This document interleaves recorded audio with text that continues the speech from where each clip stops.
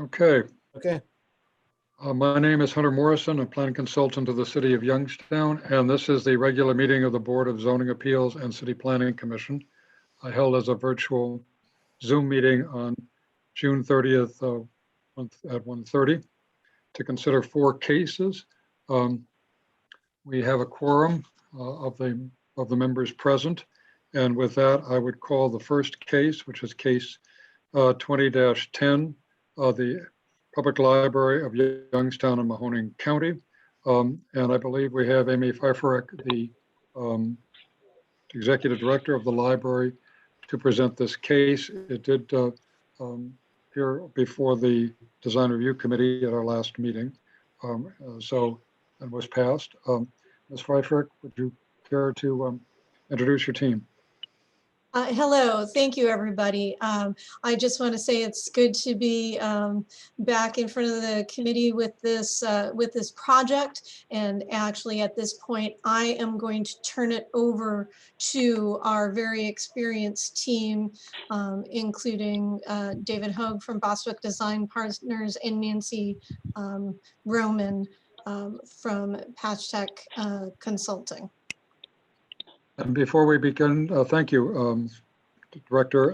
Before we begin, there are 8 variances that are being requested, and I believe the board has those before them. We can discuss them at the end, but basically they're parking and landscaping and lighting components that the applicant is seeking variances on. Okay, thank you. This is Nancy Lynette Roman from Pashick MTR. Can everybody hear me? This is the court reporter. Would you like me to swear the witnesses in individually or all together? Excuse me. Yes, my apologies. We have Deborah Moore, our court reporter, and the applicants need to sworn in. I would ask that the team from the library be sworn in. Okay, would you all just raise your right hands, please? Do you solemnly swear that the testimony you're about to give will be the truth, the whole truth, and nothing but the truth, so help you God? Yes, I do. I do. Assuming everybody said I do. So. I do.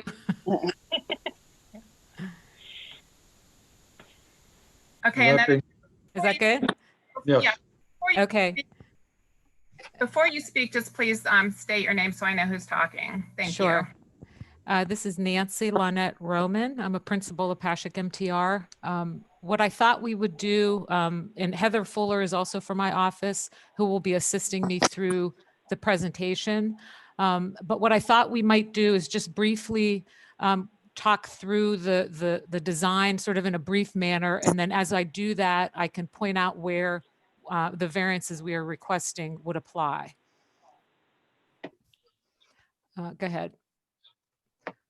So this is just our team that is presenting or part of today's discussion. Go ahead. So this is just the existing conditions site plan, and I just wanted to show you this to show you where we started. Heather, I don't know, do I have the control of the cursor? No, you do not. I do. Can I? Okay, so basically we have the main library building that's existing. We have Rayan Avenue that runs along the bottom of the site. We have Wick Avenue that runs up the left side, just for orientation. On the far right, we have Walnut. And then there is a short section of Grove Street that's also a public right-of-way that will remain as well. Basically, the site consists of the library. There is a parking area between the library and St. John's Church to the north. And most of the parking is to the right of the library, between the church and the library and the library. And then there's some gravel overflow parking down towards the bottom there. Currently, there's vehicular access off of Wick into the parking lot and also via Grove off of Walnut. And the current building entrance faces the church. So it's right in that area now. So that sort of orients you to what's there existing today. The next slide is a rendering of the proposed site. And so you can see that we're doing quite a bit of site transformation here. We're changing quite a bit on the site. And the reason for that is to transform the site into more of a community asset that complements the library as it is today, and then as it will be in the future with the renovations and the building addition that will occur. There's actually an inscription above the existing main historic door of the library that faces Wick that says, it's an inscription that says "for the people." And so we're sort of bringing the site back to acknowledging that. Go back real quickly. In the design, there will be a building addition that sits just north of the existing, between the existing building and St. John's Church. And it will become this really like a jewel in the park. So we're creating a park-like setting. We're removing all of the parking and paving that was in that area. We're creating a large outdoor event space that's between the building addition and Wick Avenue. There's a large green space. There's an outdoor terrace. There's quite a bit of seating that occurs. We're maintaining walkway connections to the walkway along Wick. And on the other side, we're creating a drop-off. The actual vehicular entrance will now come off of Rayan. And that will come into a drop-off. So that there's actually the new vehicular entrance. It'll be there, and then you will be able to also circulate back onto Grove Street, which you currently can now. We will be improving Grove Street as well in the design. The flexible lawn area and outdoor terrace, again, we will be creating those really as a platform that several programmed and non-programmed activities can occur. And again, we envision these as being an extension of the library interior functions. What we're providing are things such as seating for people to go out for relaxation, for breaks, for outdoor reading. We might do revolving art displays like the Pianos in the Park in Seattle, things like outdoor meetings, workforce development fairs. So we've created quite a flexible space out there for a variety of things that can be chosen to be done, including outdoor learning, after school programmed activities. There could be things such as exercise classes, such as yoga and dancing out on the lawn or out on the terrace. There could be themed events such as books and brews. There could be outdoor book tables set up or sales, book sales, reading carts, bands and performances, outdoor games that you can check out of the library, such as Twister or Scrabble, that you could play out on the paved terrace. So again, the idea of the site is to, especially around the building, is to create that very flexible space. In terms of the parking area, we've consolidated the parking area to the rear of the site, and that's very consistent with your development code in this particular zoning district.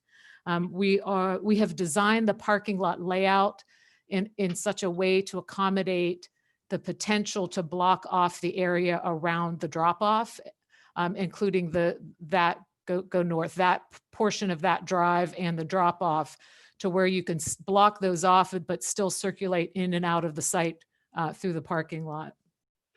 The parking lots are terraced into grade, so we're working with grade.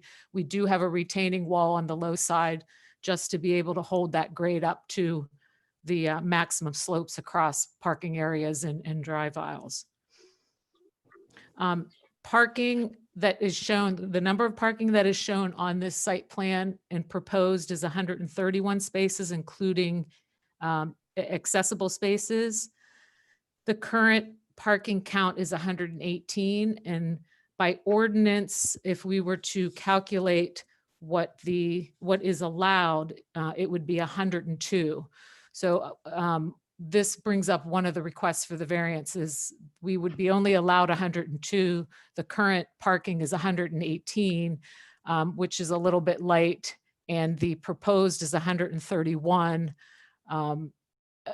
Again, envisioning that being needed to support the uses that are being proposed in terms of outdoor events and such. This parking lot also serves through an agreement with St. John's Church to be able to be utilized during Sunday masses and then also for their events. So one of the variances is to request an increase to 131 spaces above the 102 maximum allowed. Another variance, potential variance, would be the placing the ADA parking along the access drive coming in. We weren't quite able to verify whether that was considered a fire lane with the fire department. Should it be, we anticipated it being one because it's adjacent to the building. And we're requesting the variance to be able to put those parking spaces in there along the building edge. The reason that we put them there is because from a grading standpoint, the site slopes pretty well, pretty much north of that. So we weren't able to make ADA grades that way. And this was also one of the only locations that didn't cross a drive aisle with a wheelchair to get to the building. So we thought that was the safest location. We are creating pathways or walkways to all adjacent streets. I mentioned a walkway connection to Wick, a walkway connection to Rayan, and a walkway connection along Grove Street down to Walnut. Grove Street will be reconstructed and widened actually to a two-way width. It's shy of that now. So it will be fully reconstructed and widened as well. For the planting areas, we looked at a lot of things. One of the goals of the design was to intersperse green space between the parking bays so that we didn't end up with a large sea of parking while still maximizing the number of spaces for the use that we need. We tried to, in terms of shrubs that you don't really see on here, keep things that aren't too high so that you had that feeling of safety, allowing police to be able to look into the site. So these trees along the edge will be higher limbed, so they're not blocking views in. Many of the plants on the perimeter are per ordinance, whether they are street trees or low plantings to screen parking bays from public rights of ways. We have a feature proposed as a rain garden for an educational feature. We have interspersed trees per ordinance, and in addition to that, for shade in the parking lot. One of the variances that we're asking for is there are three horizontal bays that we were unable to put an island in every 15 spaces. So it would be that bay that you're on now, that bay there, that bay, and that bay. We put the trees near where they would be every 15 spaces, but we didn't cut out a parking space in each of those three lengths, mainly because we would lose 3 more parking spaces and we were trying to maximize the best that we could. So really we're asking for a variance to reduce in that case because we're providing those trees every 15 spaces everywhere else, but in those 3 spots.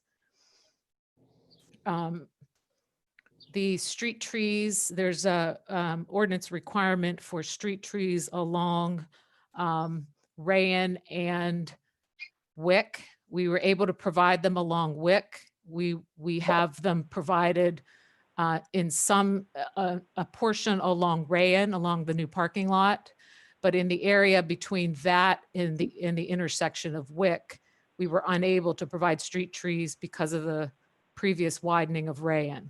So we are requesting a variance to reduce the number of street trees that would be required in that instance because we couldn't fit them in. Okay, go on to the next. These are just some of the, I'll just kind of go quickly through these, some of the character images of the uses that I had mentioned, such as outdoor exercising, outdoor games, pianos in the park, outdoor events, and book sales and such. We have an image of what the rain garden might look like, and just some general images of plants and lighting that I'm we're sitting there listening proposing. to this meeting. Pardon me? Yeah, there's, And then this is just some of what the building materials will look like. We're having some different types of paving. The building materials are shown. And then the striping in the parking lot near the rain garden, we might do some fun dandelion little puffs or some fun imagery there in that area. And then this was just a drawing that we provided that provided required dimensions that were asked of us, such as how far the building addition is from the property line, how big it is in general. So this is more of just a dimensional drawing that was asked that we provide. I'll mention it here. One of the variances that we're requesting, the ordinance indicated that we needed curb cuts every 10 feet in the curbs, every 10 linear feet in the curbs to let runoff into planting areas. We didn't do this based on the way the site was graded. It needed to be graded and how much it sloped. It wasn't always feasible to direct water towards every curb. Plus where we could, it would end up going down over a slope and potentially causing erosion. So we didn't use that as a method of stormwater management. We do have an underground detention tank that does infiltration below that. So we are certainly handling the required stormwater runoff. And then there was one other variance as well related to that, where it requested the end islands in the parking lots also to be lowered. And again, we didn't do that just because of the way this was graded. Not all areas made sense to be directed towards those end islands. So we were requesting a variance there. And then the last two variances are related to lighting.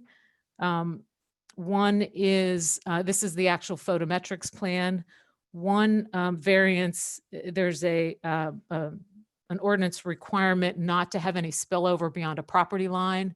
And along our parking lot adjacent to Grove, which you can point to right in that area, we have a row of double lights that are meant to illuminate both our parking lot and Grove Street. So in essence, to light Grove Street, we technically are going over the property line there. But that was an intentional to light Grove Street as well. And then the second lighting variance is we were proposing building up lights on the historic portion of the building to highlight its architecture. And there is something in the ordinance that says that light can't project more than, I think, a 90-degree angle. And apparently the light that we're utilizing to be effective to illuminate that facade exceeds that. So that was our last variance that we were requesting. These are just some images of showing different sides of the building and some of the planting. Again, so just some images of the facade. And then this is just the original entrance along or facing Wick that actually will be reopened. In the current library, it's that entrance is closed. But as part of this renovation, the goal is to reconstruct it to its historic value and reopen that as an entrance. And I think that lists everything that we had. Are there any questions or comments on any of the specific variances that we're asking for?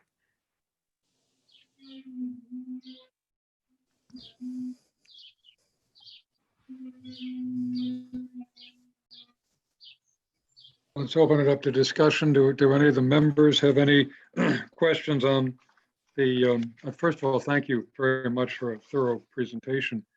You're welcome. Do any of the members have questions regarding any of the 8 variances that are requested?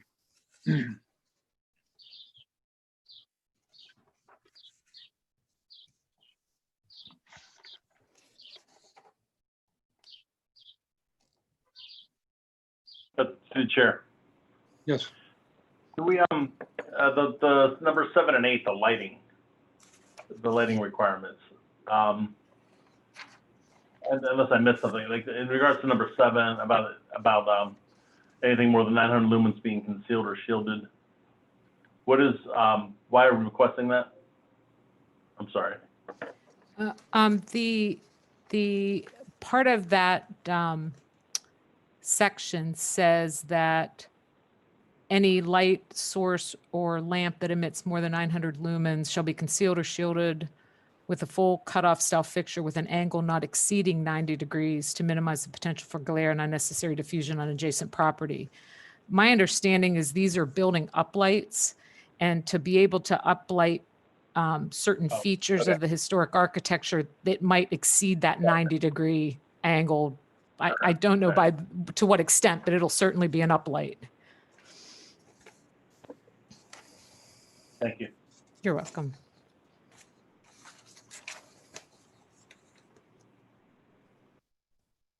Are there any other questions or concerns that the committee members have? Number 8, I'm sorry, Hunter. It's a little, I guess it's a little vague. I don't know.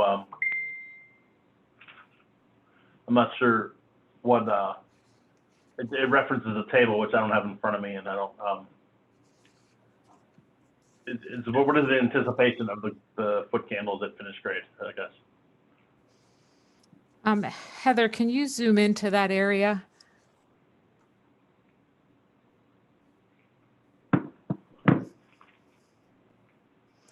Yeah, go into go to the plan along between our parking lot and Grove. Nancy, this is David Hogue. Yes. Steph from Lamb is also on the line, our lighting Oh, designer. So Steph. I appreciate your enthusiasm, but Steph may be able to Doing a answer great this job. Oh, question. no. Thank you, Steph. I apologize. I didn't realize you were on here. Yeah, so this is the area where we're trespassing light past the property line that runs along the south side of Grove. And the maximum illumination at the property line from the chart that's referenced is 1 foot candle. Does anybody know if this existing street lighting on Grove Street, or is it?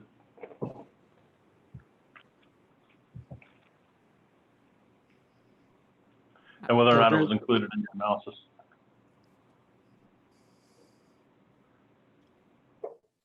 If there is any existing street lighting, it's not included in the analysis. Okay. Fair So enough. you're intentionally lighting the adjoining property, even though the code is intended to prevent that sort of light spillover. Is that what we're hearing? Yes. Yeah, Very good. And I believe Grove Street is not lit. It joins a university parking lot. I think that's okay. I mean, I think it's not like it's up against residential properties. Yeah. It's been a long time since these are residential properties. I'm good with it. Okay. Any other questions or concerns? First of all, I'll say that this is a very thorough presentation, and the accommodations, particularly in the parking lot design, are in many ways exceed what the code had anticipated. And certainly the requirements for landscape islands, you are exceeding by planting the trees in I believe a much more favorable medium than in an island in the middle of a parking lot. Will also make it easier to plow. but it looks like a very lush plan. Any other thoughts or questions? If not, I'd entertain a motion, and I'm going to suggest that the motion be to adopt all 8 variances, because they're of a piece, unless the maker of the motion wishes to handle it otherwise. Is there someone that would wish to make a motion? So moved. Is that Eric? Yes. Is there a second? Who's making a second? I'll second it. Okay. It's been moved and seconded to approve the case 20-10, including the 8 variances being requested by the Public Library of Youngstown and Mahoning County. All those in favor signify by saying aye. Aye. Any opposed? Motion carries. Thank you again for a very thorough presentation, and we look forward to seeing the end product as soon as possible. Great, thank you. Thank you very much. Thank you, Hunter. We're moving right along. Our next case is the Commonwealth Incorporated to change the zoning classification of properties located at 111 and 107 Park Avenue in Youngstown. Somewhere we have pictures.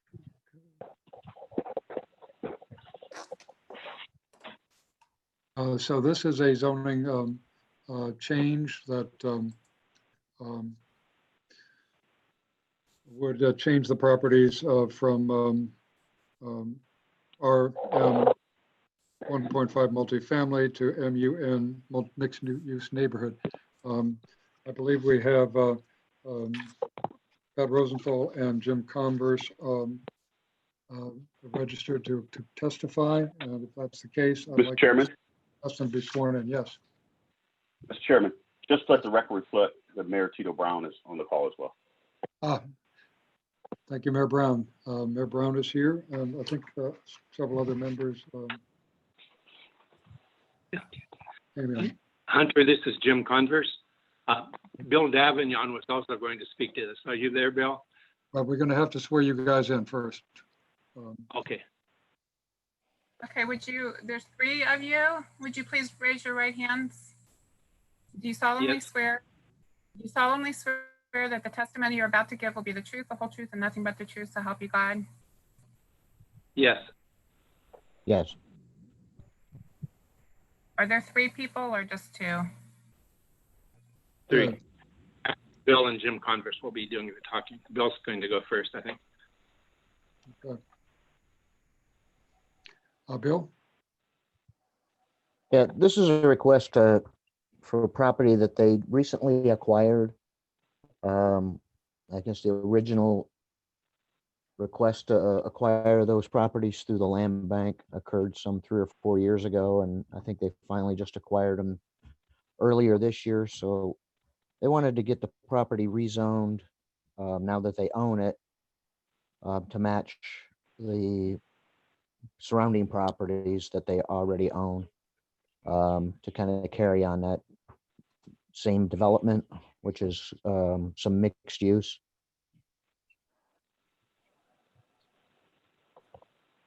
Okay. Does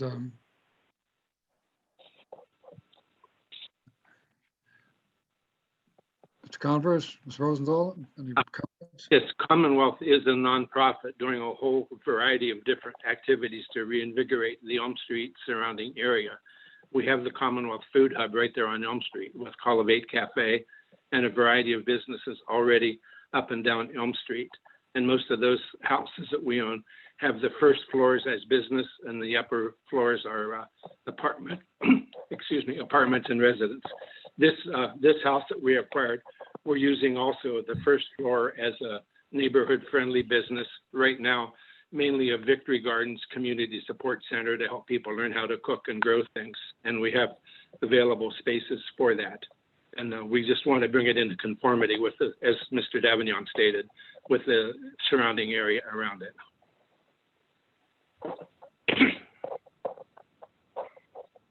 Are there questions from the members?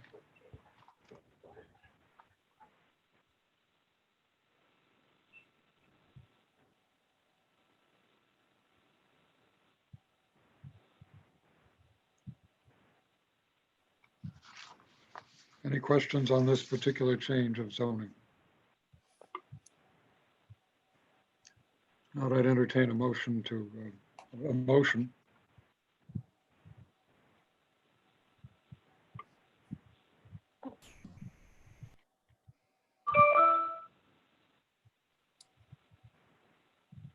A motion to approve. I'll make the motion to approve. Is there a second? I second, Marguerite. Thank you, Marguerite. It's been moved and seconded to approve case 11-20 on 111 and 107 Park Avenue. All those in favor signify by saying aye. Aye. Aye. Opposed? Aye. Any opposed? Motion carries. Thank you. Mr. Hunter, Yes, this is Jeff Lemmy, and I'm on now. If I can join the meeting, okay, thank you very much. thank you. I think we have a full membership, very good. The next case is case 11-20 from Joseph Perry to ask that the distance waiver to establish a regulated use, which is a tattoo parlor within 500-foot radius of 3 other regulated uses on Meridian Road.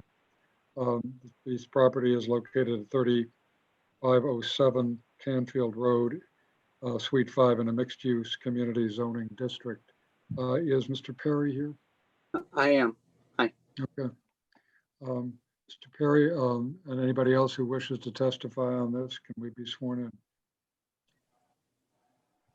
Raise your right hand, please. Do you solemnly swear that the testimony you're about to give will be the truth, the whole truth, and nothing but the truth, so help you God? I do. Thank you. Mr. Perry, can you tell us about your plans?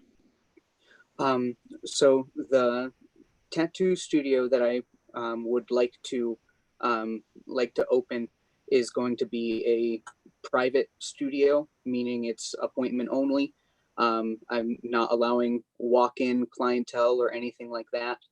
I'm 5 years into my career, and it's about time that I kind of move on and try to do my own thing. So that is my intent, is to open up a business in the Youngstown area and allow it to grow.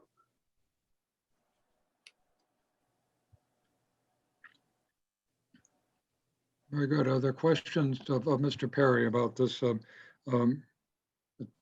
His proposal to regulated use, and the establishments involved are establishments that such as Rite Aid joining to sell beer and wine. We did not find another tattoo parlor within 500 feet.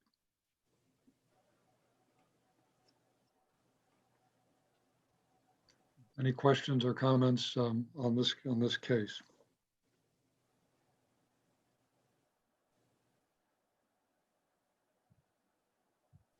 If there are no questions or comments, I'd entertain a motion. Hunter, I'll make a motion to recommend approval to City Council. Is there a second in this? Patricia Smith, I'll second. Is that Mr. Limbian seconds? Okay. Yes. It's been moved and seconded. All those in favor of making this recommendation to council signify by saying aye. Aye. Aye. Aye. Opposed? Motion carries. Thank you very much. Thank you, sir. The final case we have today is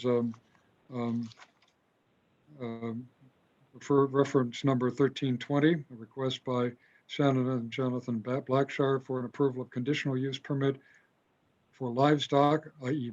bees, to be kept and maintained as an accessory livestock use to a main residential use in RM 1.5 multifamily residential district. This is located at 823 to 821. What is the side street? I think it's Bryson, in the Elm Street area. Ms. Blackshire is here to testify. Would you care to be sworn in? Absolutely. Raise your right hand, please. Do you solemnly swear that the testimony you're about to give will be the truth, the whole truth, nothing but the truth, to help you God? Yes, I do. Thank you. Blackshire, can you tell us what your plans are? Absolutely. Thank you for having me. Good afternoon. And the plans for the address 823 through 825 on Bryson Street is actually a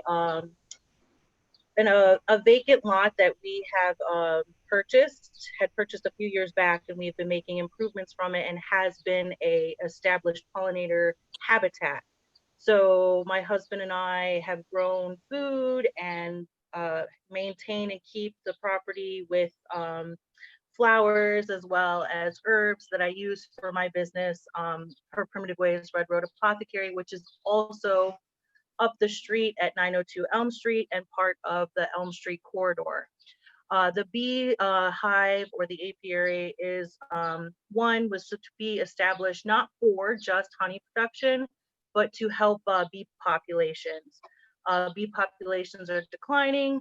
So since the space was already a habitat, a pollinator habitat, I was seeing lots of pollinators, but not a lot of honeybees.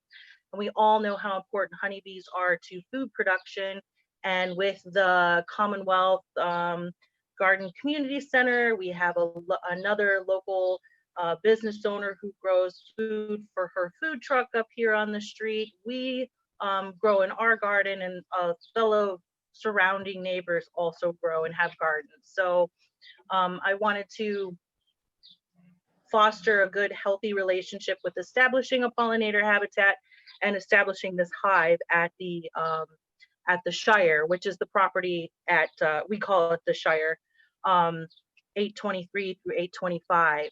Now it is an intersection of Baldwin and Bryson Street, and all 4 lots on that intersection currently are vacant, so there's no buildings. So residential houses really are not that close. There is a residential house next to the property, but is an abandoned property. And that's a whole other topic of discussion. But let's see, what else can I tell you about it? The point of it was to, again, establish just help the native bee population, as well as getting bonus of the high honey and beeswax as like a relationship to help foster my business as well. I've spoken with neighbors.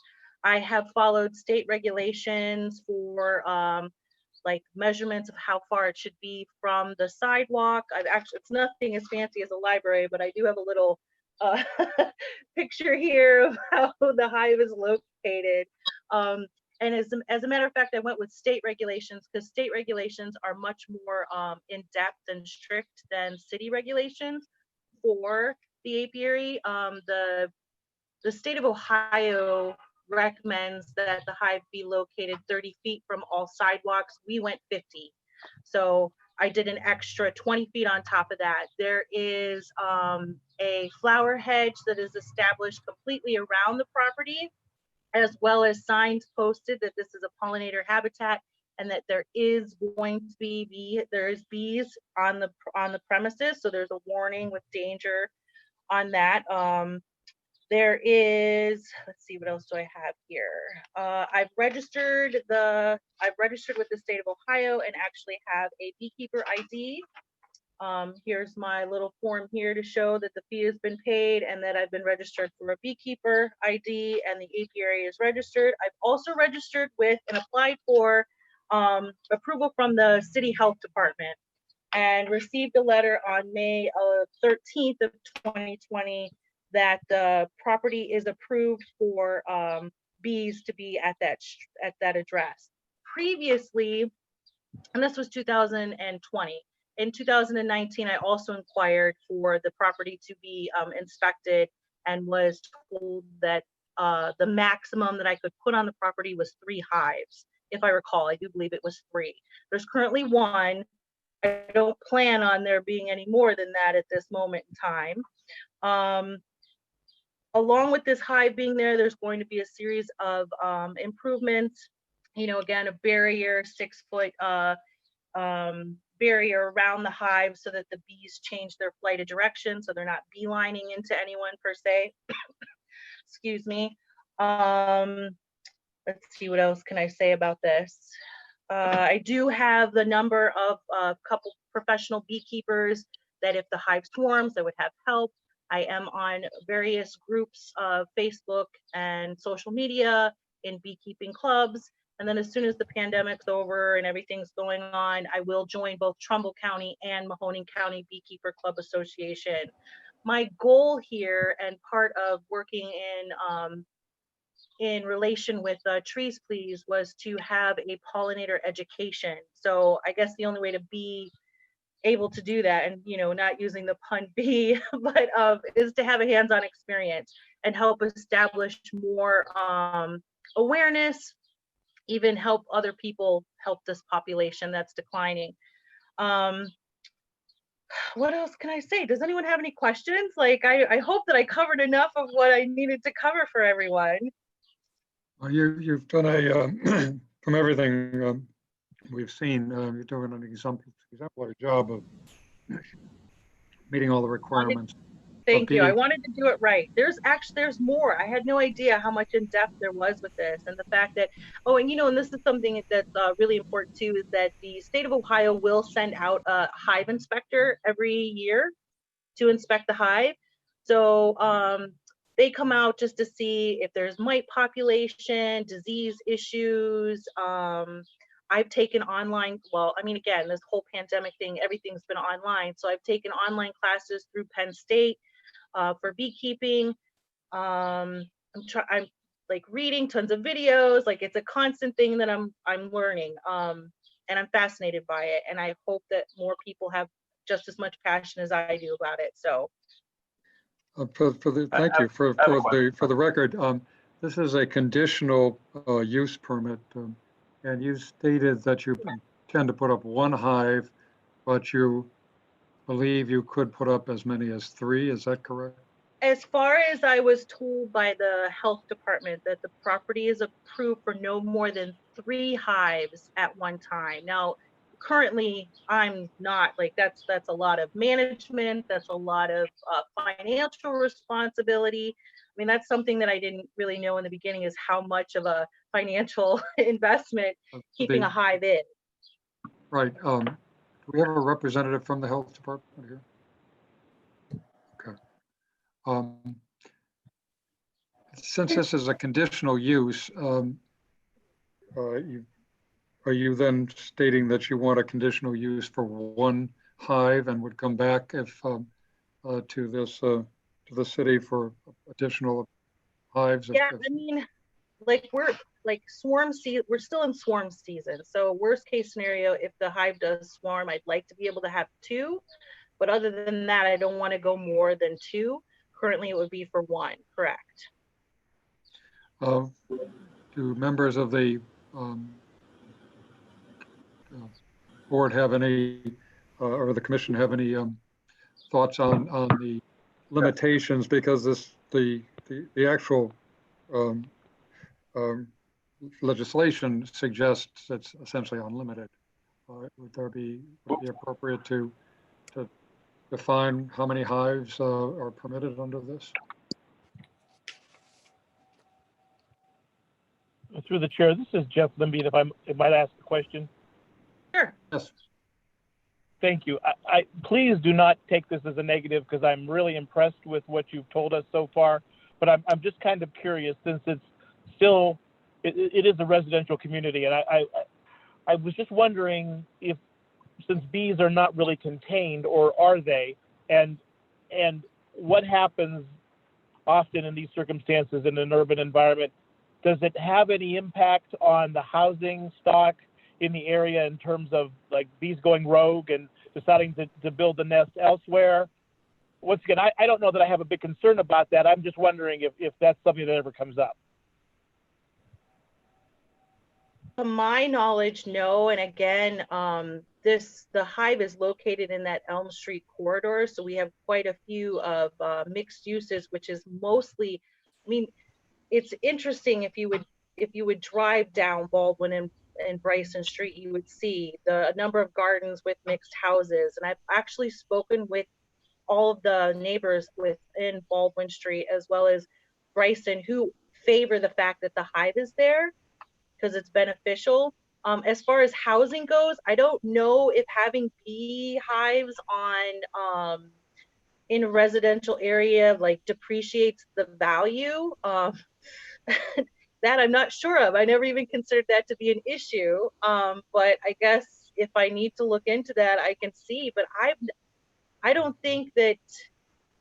I mean, it even if there was a beehive or a bee nest in a residential area that someone didn't know about, how would you identify that to be depreciating of value? Would be my question. Oh, I didn't mean to suggest. I'm sorry if I can have a follow-up. I didn't mean to suggest that it would be a depreciation component. I just wondered if you'd ever run into or have any information about the potential, even the remote potential for like bees swarming other people's homes. Oh, or is that just not how the process works? Usually when bees swarm, it's actually a pretty gentle experience. They're really about protecting the queen. So swarming more, and again, if the hive is hot, the queen needs to be squished and killed. Like that's the other thing. Like that's all part of proper hive management and identifying when bees do get aggressive and why they get aggressive. And hive inspection is done weekly instead of 2 weeks. So that's also, it's important. So it's not just like we put the hive there and then it's done. We put the hive there, we check on it, we maintain to make sure that everything is as healthy as could be in that whole process. I'm going to share. Can you see this share Did screen I here? answer that question? Yeah, these are some pictures from the spring. So the house that you see on the property behind or closest to this property in the back there, that is an abandoned house. So this is the direction you're looking. You're actually standing on Baldwin Street and you are facing the, what direction is that? I'm trying to think what direction that is. You would be facing south. That's south. That's south. Let's see here. That's looking at the direction south. Southeast. This And is again, up this is in the towards, springtime before. This is the intersection. So you can see there's an empty lot here, an empty lot on all four sides, which I do believe is owned by Commonwealth. All three of those lots are owned by Commonwealth. And then my husband and I own the property of 823 through 825. So, Mr. Lembian, this is an area that has seen a lot of abandonment as lecturer We've said. had a lot of numerous houses torn down. And if you go further down the street, like there's only 1, 2, 3, 4, 5, 6 on the east side of Baldwin Street houses and only 2 on the west side of Baldwin. Are they ready? Okay, I need to finish this meeting and then I'll be right with them. Tell them to be patient. I'm sorry. Excuse me, sorry about that. So the residential area within this intersection down Baldwin and Bryson. Now Bryson would have 2 towards the south and then further down, much further down, there is a house there's one, two, three houses that are that have residents in them, and one that does not have a resident in it. So again, surrounding area is pretty like, you know, and again, and I did make sure that I went 50 feet from the street so that the sidewalk, so that I was going overcompensating for state of Ohio regulations for how far the hive can be located from the property. So I went the extra distance to make sure that, you know, it was recessed on the property to create an extra safety. And we, you know, we have established over 6 feet barriers so that the bees do change their flight of direction. The corner of the property does have a lot of milkweed and native flowers. So a lot of the empty lots that many of us maintain here, we maintain, it's all clover. So there's a substantial amount of flower, and it's called flow when flowers are in bloom, that there's production for honey. And again, there's numerous gardens within this neighborhood too, but a lot of the neighbors grow food. So it would be a benefit for pollinating with them as well. And I hope that I answered your questions, Jeff. I hope that if I may, yes, Mr. Chairman, yes, that more than answers my question. And really, I fear that even in positing the question, I might be giving a misimpression. I don't have any difficulty with this whatsoever. I just wanted to make sure if we were ever asked any follow-up questions about the larger effect on the neighborhood, we would just have some information. But I'm perfectly fine with everything. Yeah, no, I appreciate you asking questions. I think it's really important. And you know, again, I follow a lot of Detroit has quite a bit of you know, it's similar to Youngstown, you know, the urban blight, the vacant lots, the houses being torn down and reclaimed for agriculture use. And there are a number of establishments that use like urban gardens that are growing food, and also having beehives as part of it. Bees in the D is a name of an organization where they actually put hives. They come out and they put hives on different urban garden spaces to help pollinate that food. So, you know, again, seeing it, you know, Youngstown faces a variety of interesting situations. Like we have a variety of issues that we face, and you know, we're not a food desert, but we do have food disparities. And I think that it's important, if we are having people who are growing their own food and creating independent power, and making healthier choices, if establishing beehives and bees are part of making sure that people are successful in doing that, I think that that's more beneficial. My goal in the long term is to get more people on board with it so that we can all be more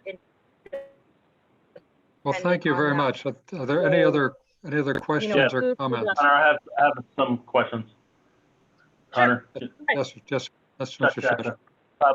I'd like to, I don't know if we heard from Tara yet, first of all. Second of all, how do we find out how the neighbors feel about this? I don't know if there's any neighbors on the line. Or Connor?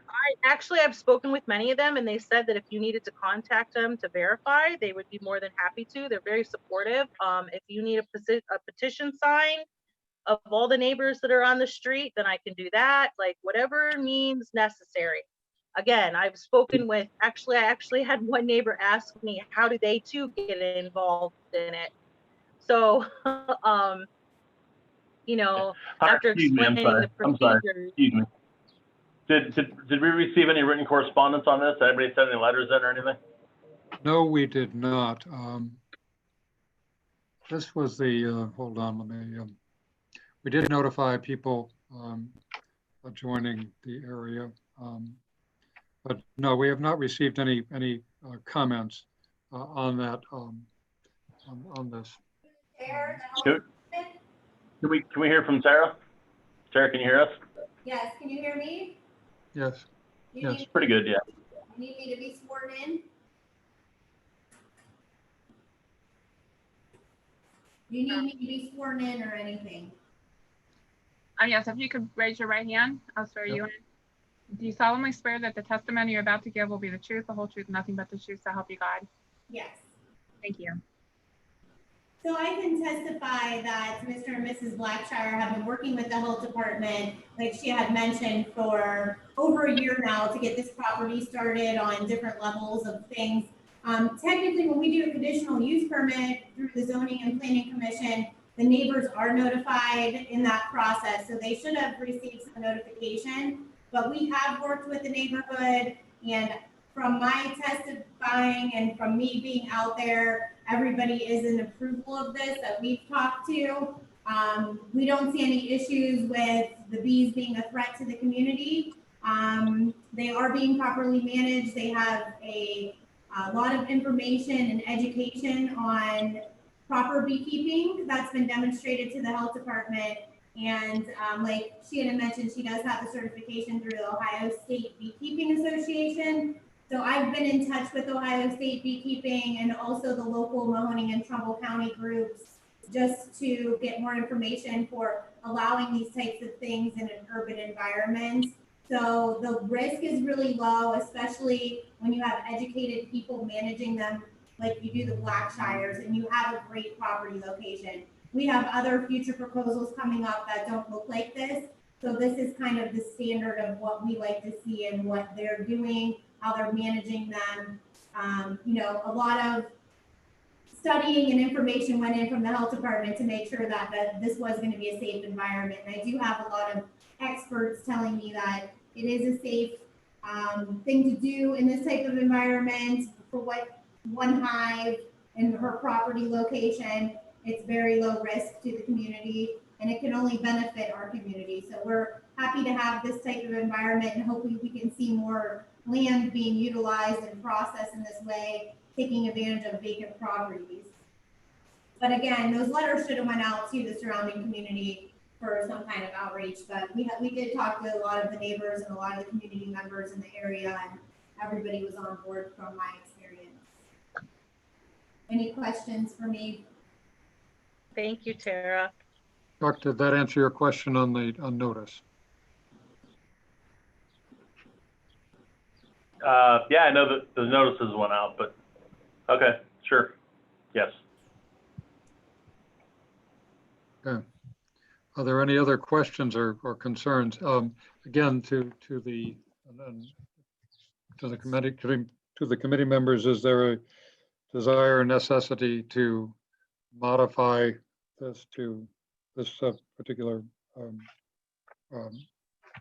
report to the council to specify two hives, a maximum of 2 hives? Would that be something appropriate?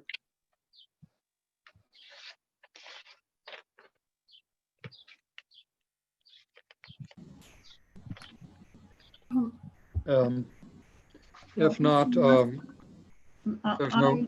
This is Patricia Smith.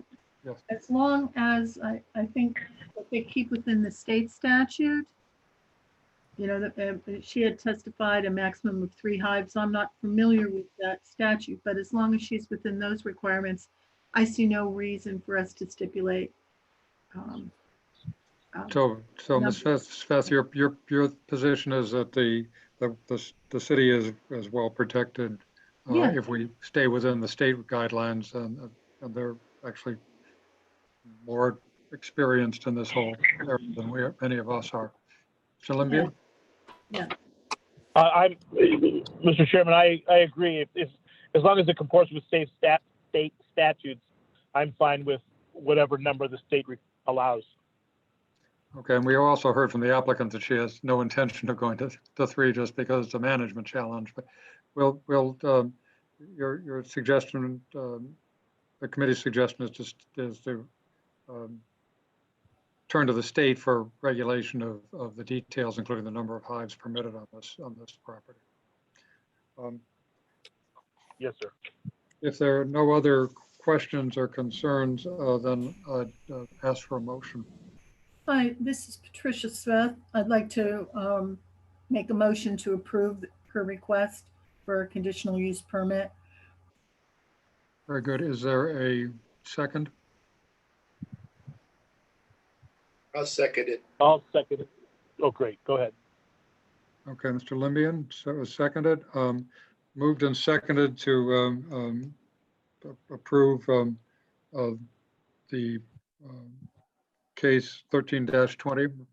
All those in favor signify by saying aye. Aye. Aye. Opposed? Aye. Any opposed? Motion carries. That concludes our formal agenda. Now, one thing I wanted to mention before we leave is the design review committee meeting on the 7th of July. We'll be taking up the city's proposed housing plan that's been developed in cooperation or by Youngstown Neighborhood Development Corporation in cooperation with the Department of Community Planning and Economic Development. It's our intention to take it through a review and then to take it to council. And in consideration of time, we asked that Ian Beniston from YNDC make a presentation to design review and we'd like to invite the members of the Board of Zoning Appeals Planning Commission to also attend that meeting on the 7th for a brief review of the document. The city staff has been working on a monthly basis over the last several months to perfect this document. It's based on also an extensive analysis of the housing needs in the city of Youngstown and will be very influential in the directing of our next 5-year consolidated community development plan that's moving through a parallel process. So if you are interested, please plan to attend the meeting at 9 o'clock on the 7th.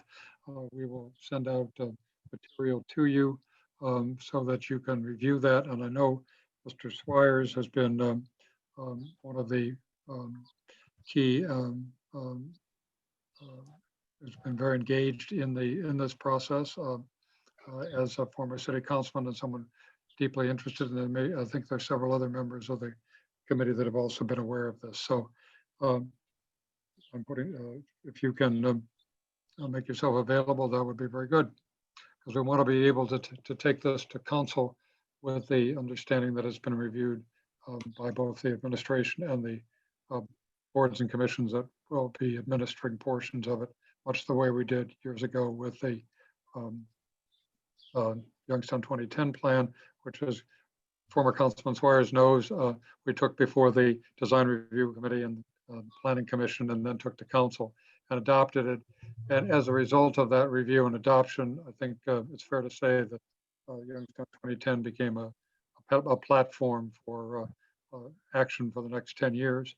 And this housing analysis and plan is a significant piece of work that I think will be very useful in guiding decisions on where to put what type of housing and what markets need to be met as we move forward over the next 4 or 5 years.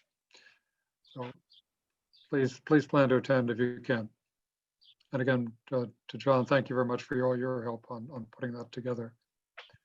Are there any other comments for the good of the order? If not, a motion to adjourn. I'll make the motion to adjourn. Second. Second, Mayor Brown. Okay, thank you. Thank you. Doesn't require us to approve